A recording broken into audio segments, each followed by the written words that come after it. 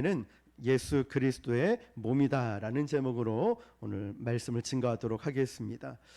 에베소서를 우리가 성경 공부를 할 텐데 왜 또 수요 예배 시간에 말씀을 나눌까라는 생각을 하실 수도 있겠죠. 그런데 말씀을 준비하고 또 책을 또 에베소서를 쓰다 보니까 공부할 때 가르쳐야 될 부분들이 있고 또 예배 시간에 나눠야 될 말씀들이 있더라고요. 그래서 참 이 에베소서에 대한 배경을 나누고 싶은 열정이 막 오르는데 이 배경까지 해버리면은 설교가 아니라 또 공부식으로 되겠구나 싶어서 많은 부분들을 생략하고 오늘 우리가 붙들어야 될 한 포인트를 잡고 초점을 잡고 은혜를 나누고자 합니다. 그런데 말씀을 준비하면 준비할수록 에베소서가 우리가 사도행전이라든지 로마서 말씀 또 사복음서 많이 이렇게 공부를 했고 설교도 많이 들었는데요. 에베소서를 이렇게 배경부터 쭉 훑어오다 보니까 이 말씀이 너무너무 귀하고 또 길지도 않아요. 6장밖에 안 되는데 너무너무 은혜스러운 거예요. 그래서 이번에 성경 공부는 제가 굉장히 기대가 되는 시간들이 될 것 같고 하나님께서 특별한 은혜를 주시며 또 참여하지 못하는 분들에게 또 수요 예배 시간을 통하여서 또 하나님께서 크신 은혜 주실 줄 믿습니다. 자, 교회는 예수 그리스도의 몸이다. 우리는 너무나 잘 알고 있죠. 지금 사도 바울은요, 에베소 교회의 문제를 가지고 어디에서 편지를 쓰고 있냐면 로마 감옥에 갇혀 있습니다. 그런데 이 로마 감옥에서 에베소 교회 성도들이 어떤 상태인지를 얘기를 듣고 기도를 합니다. 그 첫 번째 기도가 뭐냐면 화면을 보시면은 하나님께 이런 기도를 드립니다. 자, 첫 번째 시작. 성도들이 하나님을 알도록 하나님, 에베소 교회 성도들이 하나님을 알게 해 주십시오. 두 번째는요, 부르심의 소망이 무엇인지 알도록 부르심에 하나님께서 나를 왜 우리를 불러주셨는지 그 소망을 알게 해 주십시오. 세 번째, 그 기업의 영광의 풍성함이 무엇인지 알도록 지난 시간 나누었던 것처럼 그 기업의 풍성한 영광의 풍성함이 무엇인지를 알게 해 주십시오. 네 번째 기도는요, 우리에게 베푸신 능력의 지극히 크심이 어떠한지 깨달아 알게 해주세요. 네 가지 로마 감옥에 갇혀서 에베소 교회 성도들 향해서 기도를 하고 있습니다. 그 중에 우리는 오늘 세 번째 이 부분을 나눌 텐데요. 그 기업의 영광이 풍성함이 무엇인지를 알게 해달라 기도를 하고 있습니다. 우리가 1장에서 지난 시간 나누었었는데요. 하나님께서 우리를 선택하시고 예수 그리스도의 피로 말미암아 속량, 죄사함을 받았습니다. 구원함을 받았다는 것이죠. 그런데 가장 중요한 목적 중 하나가 뭐냐면 하나님의 자녀가 되는 것이었습니다. 에베소뿐만 아니라 성경의 여러 곳에서 강조하고 있는 것이 뭐냐면 하나님의 자녀가 된 우리에게 기업을 주셨다는 거죠. 유업을 주셨다는 것입니다. 이건 유산 같은 것입니다. 그러니까 하나님은 그 자녀들에게 예수 그리스도를 믿는 믿음으로 말미암아 하나님의 자녀된 우리에게 기업, 유업, 유산을 주셨다는 것입니다. 그런데 그 기업의 영광이 얼마나 풍성한지 에베소 교회 성도들로 하여금 알고 깨닫게 해달라 기도를 하고 있습니다. 그거를 깨닫는 순간에 세상의 것들은 눈에 차지도 않습니다. 세상의 부와 명예와 어떤 권력과 살아온 이 모든 경험들이 있겠지만 그 기업의 풍성함을 아는 순간에 세상 것은 사도 바울의 고백처럼 배설물로 여길 수밖에 없습니다. 우리 주님을 처음 만났을 때 여러분 기억하십니까? 정말 콧물 흘리면서 내가 주님을 위해 살아가겠노라 그런 고백들 말입니다. 처음 만났을 때 다른 거 하나도 부럽지 않아요. 예수님을 인격적으로 만났고 깊이 만난 사람들 말이죠. 아직까지도 우리가 예수 그리스도를 믿으면서 이 세상 것에 계속 놀아나거나 세상이 더 즐겁다면 그 영광의 풍성함을 발견하지 못한 거예요. 성경에서 이런 말씀이 있죠. 밭에 감추인 보화 이야기가 있습니다. 그 밭에 감추인 보화가 이 어떤 사람이 이걸 발견하는 순간에 다른 것은 눈에 들어오지도 않습니다. 그래서 이 사람은 모든 재산을 다 팔아서 밭을 사려고 합니다. 밭을 사는 목적이 뭡니까? 그 안에 보화가 있기 때문에. 자, 다른 것은 보이지 않아요. 그런데 사람들은 이렇게 말합니다. 야, 너 미친 거 아니야? 너 정말 어리석다. 너 바보 아니야? 바보 아니야? 무슨 그 돈 전 재산을 팔아서 저런 돌짝밭과 같은 쓸모없는 저 밭을 산단 말이야. 야, 너 참 어리석다. 진짜 바보 같다 라고 말한다는 것이죠. 그런데 아무리 그런 말을 해도 이 사람 귀에는 들리지 않아요. 이 사람만이 그 보화를 발견했기 때문에. 노아가 방주를 산 위에 지을 때 사람들이 비아냥거리고 조롱해도 들리지 않습니다. 왜냐? 노아는 하나님의 음성을 들었거든요. 하나님을 만났고 음성을 들었기 때문에 배가 바다의 육지에 지어야 되는데 산 꼭대기에 지으니 당연히 하나님의 음성을 듣지 못한 사람은 노아를 보고 어리석다겠죠. 정신병자라고 하겠죠. 근데 여러분, 정말 하나님의 그 기업의 풍성함을 깨달은 사람은요, 아니 이 태풍이 오는데도 전도한다고, 아니 이런 날씨에도 전도한다고, 이런 날씨에 기도한다고, 새벽 기도 간다고, 무슨 그런 몸으로 예배 드리러 간다고, 피곤하지 않아? 좀 쉬어야지 등등. 여러분, 보화를 깨닫지 못한 사람들은 그럴 수 있겠죠. 그러나 그 기업의 풍성한 영광의 기업을 깨달은 사람은요, 다른 사람의 말이 눈에 들어오지 않습니다. 그 기업의 풍성함, 이 보화를 보는 순간에 여러분, 세상 것들은 정말 쓸모없어 느껴져요. 지난 주일처럼 우리가 나그네 인생을 살아가잖아요. 자, 내가 기둥처럼 여겼던 것이, 전부라고 여겼던 것이 지푸라기처럼 느껴지고, 내가 반석처럼 여겼던 것이 모래와 같이 느껴지고, 내 일평생을 끌어모았던 그 보석들이 그냥 돌멩이처럼 느껴진다는 거예요. 그때 이게 깨달아진다는 거죠. 그래서 하나님, 제발 이 에베소 교회 성도들이 그 기업의 풍성한, 이 영광의 풍성함이 무엇인지를 깨닫게 해 주십시오 라고 세 번째로 바울이 기도를 하고 있는 거예요. 어쩌면 이 기도가 우리에게 필요한지도 모르겠어요. 하나님, 나에게 정말 이 영광의 그 기업의 풍성함을 깨닫게 해 주십시오. 내가 그것을 깨닫는다면 여러분, 나그네처럼 불평하지 않아요. 원망하지 않아요. 그냥 작은 것에서 감사할 줄 아는 사람이 됩니다. 이걸 빨리 깨달아 알게 해 주십시오가 세 번째 기도였습니다. 그런데 여러분, 하나님이 이 기업의 영광의 풍성함을 깨닫고 알 수 있도록 어느 한 곳에 두셨습니다. 그곳을 발견할 수 있어야 돼요. 어딘지 아십니까? 기업의 영광의 풍성함을 깨달을 수 있는 그곳이 있습니다. 어딜까요? 1장 3절을 볼까요? 시작. 찬송하리로다. 하나님 곧 우리 주 예수 그리스도의 아버지께서 그리스도 안에서 하늘에 속한 모든 신령한 복을 우리에게 주시되. 아멘. 어디서 깨닫죠? 그리스도 안에서. 하나님께서는 우리에게 하늘에 속한 모든 신령한 복을 주셨답니다. 이미 주셨다는 거예요. 어디에서 하늘의 신령한 복을 발견하고 맛볼 수 있다고 기록되어 있습니까? 그리스도 안에서. 4절입니다. 4절 시작. 곧 창세전에 그리스도 안에서 우리를 택하사 우리로 사랑 안에서 그 앞에 거룩하고 흠이 없게 하시려고. 아멘. 하나님께서 우리를 언제 선택하셨습니까? 창세 전에. 내가 태어나기도 전에. 창세 전에. 어떤 나의 조건, 나의 풍성함, 나의 어떤 결혼하고 직장 생활하고 내가 무엇을 하기도 이전에, 내가 어떤 조건을 갖추기도 이전에, 내가 하나님을 알지도 못했던 그 이전에, 내가 뭔가 구하지도 않았던 그 전에 하나님은 저와 여러분을 선택하셨다는 거예요. 어디에서요? 그리스도 안에서 말이죠. 7절입니다.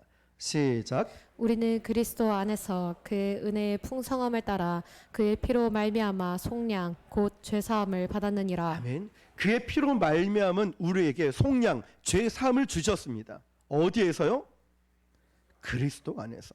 9절입니다. 시작. 그 뜻의 비밀을 우리에게 알리신 것이요 그의 기뻐하심을 따라 그리스도 안에서 때가 찬 경륜을 위하여 예정하신 것이니. 아멘. 어디 안에서요?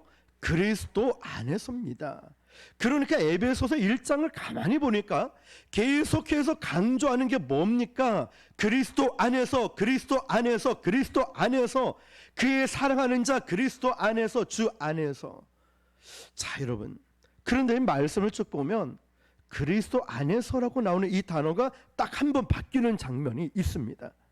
에베소서에서 계속 강조하는 이 부분들이 나오는데 세 번째를 딱 보니까 기도에서 딱 바뀌는데 뭐냐면요.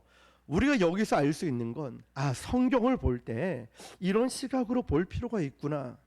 이게 눈에 들어와야 된다는 거예요. 그래서 제가 에베소서 성경 공부를 진행하려는 게 여기 있어요. 이걸 발견할 수 있어야 돼요.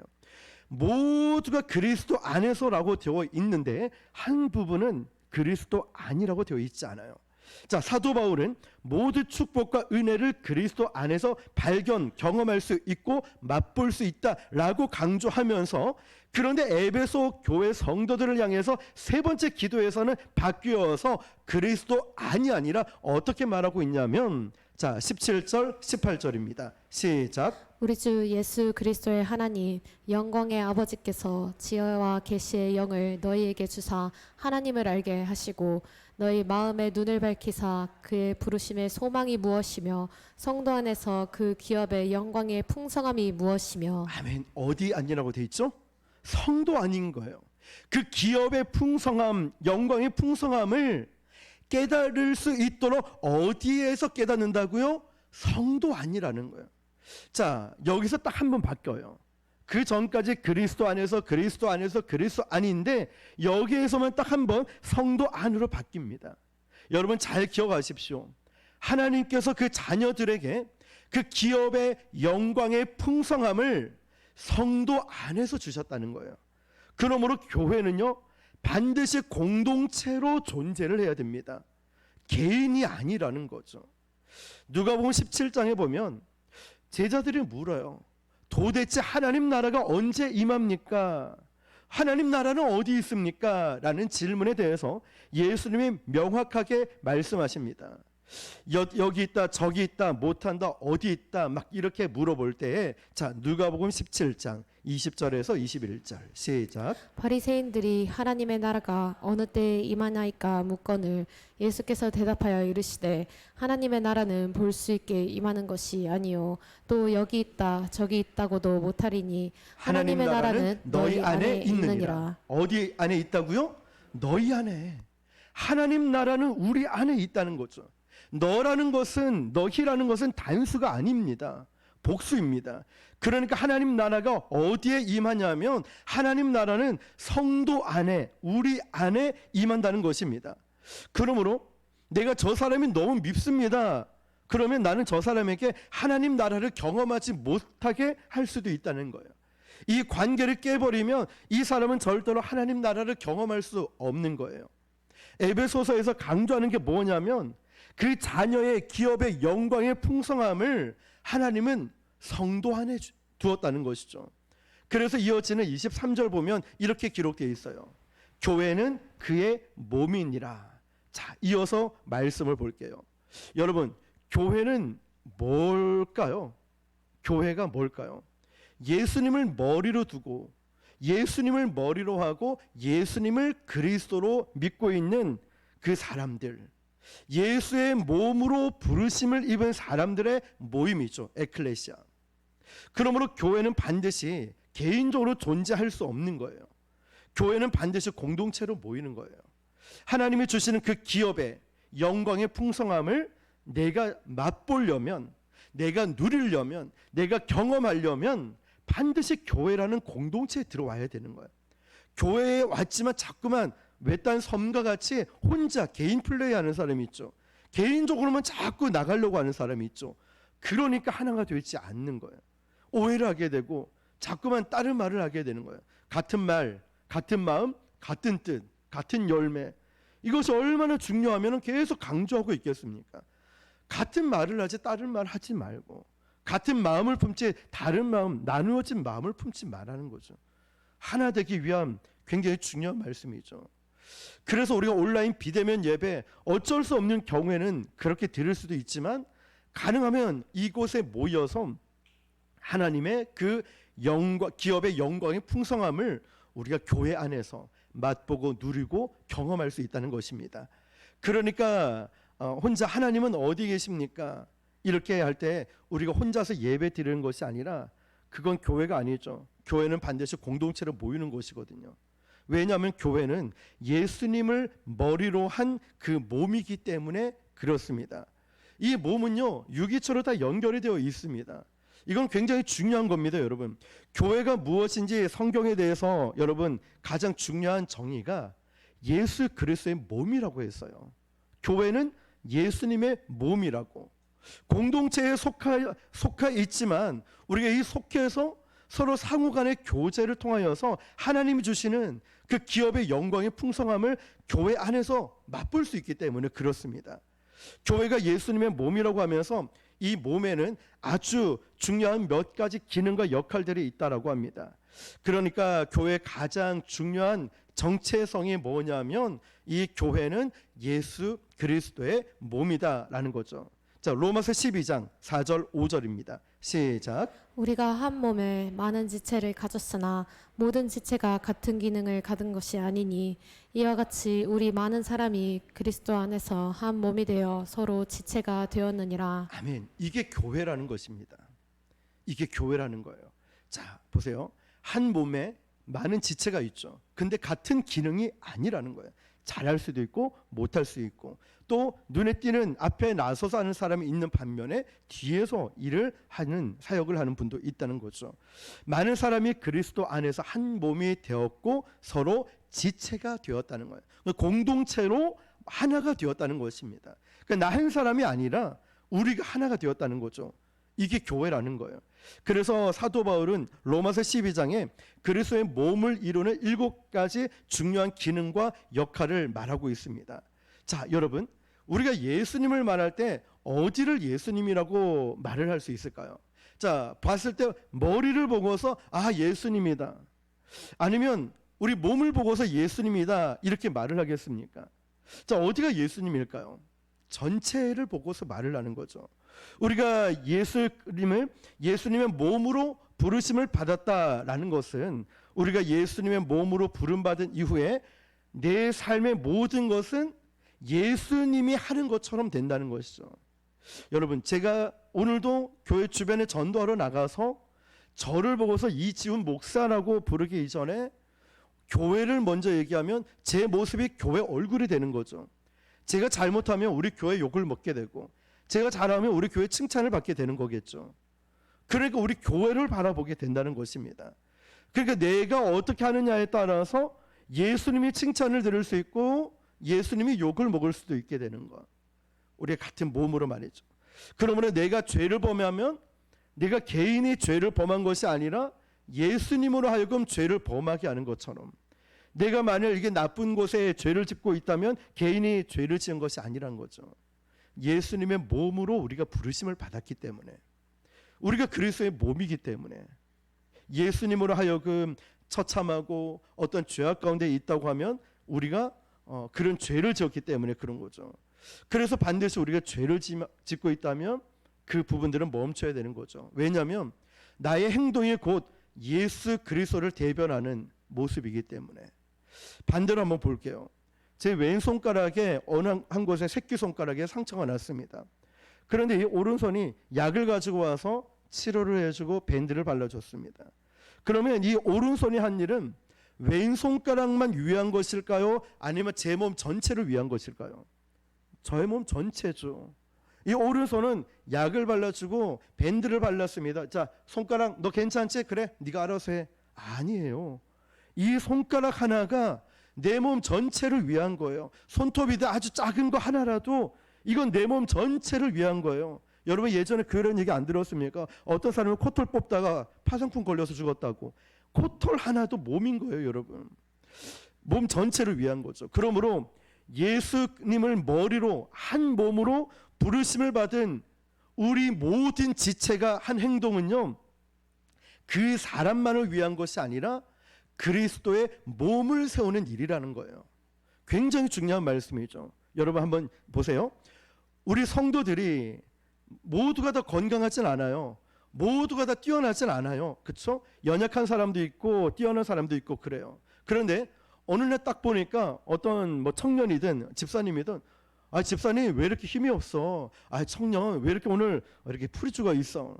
물어보니까 사실 제가 직장에서 좀 잘렸어요. 아니면 직장에서 좀 힘든 일이 있어요. 아니면 공부를 하는데 뭐가 좀 잘 안 됐어요. 이러면서 풀이 푹 죽어 있는 거예요. 근데 누군가 다가와서 우리 성도들 중에 한 분이 와서 아이고 밥은 먹었어? 집사님 밥은 드셨어요? 아유 입맛도 없어요. 자, 왜 이렇게 다녀? 그러면 너무 힘든 일이 있었구나. 그러면서 뭐라고 하냐면 내가 기도할게. 얼른 가. 평안히 가서 좀 쉬어. 네. 근데 여러분 우리가 여기서 조금 더 우리는 직분자고 믿음이 있으니까 생각해 보자고요. 기도를 무시하는 게 아니라 그럴 때는 우리가 기도도 하지만 그 사람의 손을 잡고 편의점에 가든 식당 가서 1,000원짜리 빵을 사주든 밥을 사 먹이든 그 사람을 세우는데 역할이 필요하다는 거죠. 그런데 우리가 연약한 사람 한 사람 한 사람 세우는 게 그 사람만 세우는 게 아니에요. 뭘까요? 교회를 세운다는 거예요. 왜냐? 우리는 그리스도의 몸이거든요. 그러니까 나는 아까 새끼손가락을 얘기했던 것처럼 우리 중에 누군가 지쳐있고 아프고 힘들어 있는 성도들 찾아가서 기도는 하고 있지만 같이 밥을 먹어주거나 아니면 같이 좀 얘기를 들어주거나 커피를 마시면서 위로해 준다거나 그게 뭘까요? 우리 교회를 위하는 거고 그게 뭡니까? 그리스도의 몸을 세우는 것입니다. 굉장히 중요하죠. 오늘도 전도하면서 어떤 한 곳에 들렸는데요. 제가 그분이 대상포진에 온 걸 모르고 이 병원 저 병원 다 다니다가 한 대여섯 군데를 갔대요. 원인을 못 찾으니까 막 죽겠더래요. 고통스러워서 잠을 못 자고. 그런데 어떤 한 병원을 가니까 어머님 혹시 대상포진 증상 같은데 한번 검사해 보라니까 그때 원인을 찾은 거죠. 그래서 이제 머리부터 눈, 입 이쪽은 막 너무 고통스러웠는데 이분이 막 거의 울먹이면서 자기가 잠도 못 자고 힘든 얘기를 오늘 하시는 거예요. 그런데 저도 모르게 그 얘기를 들으면서 눈물이 뚝뚝뚝뚝 떨어지는 거예요. 내가 왜 이러지? 너무 민망할 정도로 눈물이 떨어지는 거예요. 근데 그 마음에 그 영혼을 사랑하는 마음이 있었더라고요. 그런데 나가면서 그분이 뭐라고 하냐면 목사님 위로해 줘서 고맙습니다. 목사님은 참 좋은 분 같아요.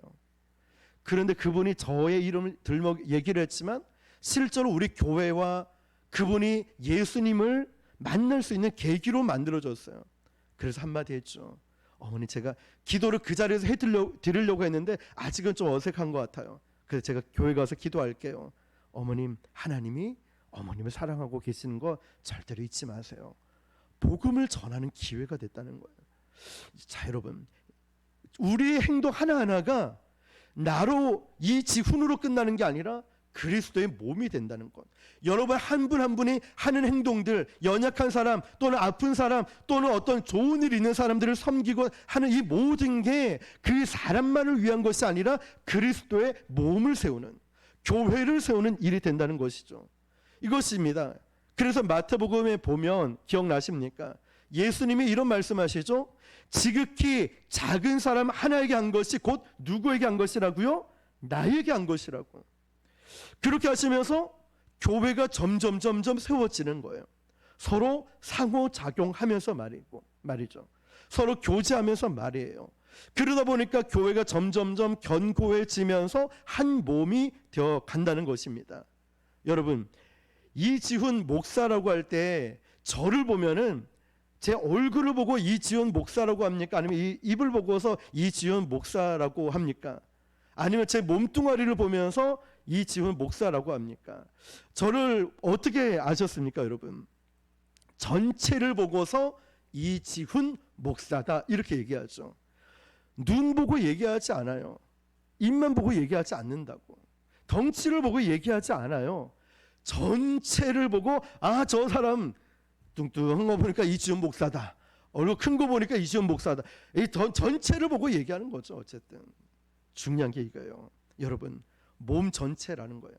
그러니까 예수 믿지 않는 사람들은 예수님 하나님의 이 성경 말씀을 보고 예수님을 알 수 있는 게 아니에요. 왠지 아십니까? 그들은 성경을 안 읽거든요. 모릅니다. 우리도 잘 안 읽는데 이 사람들은 뭐 읽겠습니까? 안 읽죠. 그런데 믿지 않는 사람들은 이유가 있어요. 우리의 모습을 통하여서 전체를 보고서 바로 하나님을 만나고 예수님 믿는 사람은 이런 거다. 만약 우리가 잘못하고 비판을 받는다면 바로 우리가 잘못하고 있는 부분들이 있을 것입니다. 자, 여러분, 그래서 우리가 한 부분이 아니라 그리스도의 몸이라는 것은 전체를 말하고 있고 이 전체가 우리 교회라는 거예요. 이 목사 혼자가 북옥 순복음 교회가 아니라 여러분 한 사람 한 사람 우리 모두가 그리스도의 몸이고 북옥 순복음 교회라는 것입니다. 그러니까 우리가 누구를 도와주면 그리스도 안에서 한 몸 된 사람을 도와주고 있는 거예요. 그리고 그를 격려하면 그 사람만을 위한 것이 아니라 격려하고 위로하고 칭찬하고 그를 품는다는 것은 그리스도의 몸이 된 우리 전체를 위한 것이라는 거죠. 그렇게 그리스도의 몸을 세워가는 것입니다. 그러므로 절대로 우리 교회에서 하면 안 되는 게 헌담이죠. 그래서 우리 교회 개념을 알고 우리가 교회를 섬기는 것은 너무너무 중요합니다. 그래서 사도 바울은 로마서 12장에서 예수 그리스도의 몸을 이루는 7개의 중요한 기능과 역할이 있다라고 말하고 있습니다. 자, 사랑하는 성도 여러분, 우리 교회는 한 부분이 우리 교회가 아니라 팔, 얼굴, 머리 이것이 아니라 우리는 전체를 보고 그리스도의 몸이라 하고 우리 교회라고 합니다. 그리고 여러분들이 섬기고 있는 모든 귀한 섬김과 중보 기도와 행하는 모든 사역들이 단 한 사람을 위한 것이 아니라 그리스도의 몸을 세우기 위한 노력과 헌신과 섬김이라는 거죠. 우리가 기도도 중요하지만 때로는 손을 내밀어서 밥을 한 끼 사 먹이더라도 아니면 때로는 조금 어떤 커피를 마시면서 위로해주는 이 모든 것들도 그 사람만 세우는 것이 아니라 교회를 세워나간다는 것입니다. 그러므로 우리는 저와 여러분들이 섬기시는 그 섬김이 너무너무 귀합니다. 여러분 이 자리를 지키고 있는 성도님들 한 분 한 분들이 얼마나 귀한 보석이고 얼마나 소중한 존재인지 모릅니다. 하나님께서는 저와 여러분들의 기도와 섬김을 통하여서 이 빈자리도 채워주실 뿐만 아니라 놀라운 부흥을 주실 것입니다. 우리가 준비하고 그런 그리스도의 몸을 세우다 보니 어느 순간 돌아보니까 하나님의 놀라운 축복을 주시고 부흥을 주실 줄 믿습니다. 교회는 그리스도의 몸인데 이 몸은 한 부분만 세우는 것이 아니라 우리가 한 전체가 몸이란 것을 기억하면서 우리가 아름답게 북옥 순복음 교회를 우리가 세워나가시는 저와 여러분 되시기를 주님의 이름으로 축원합니다. 기도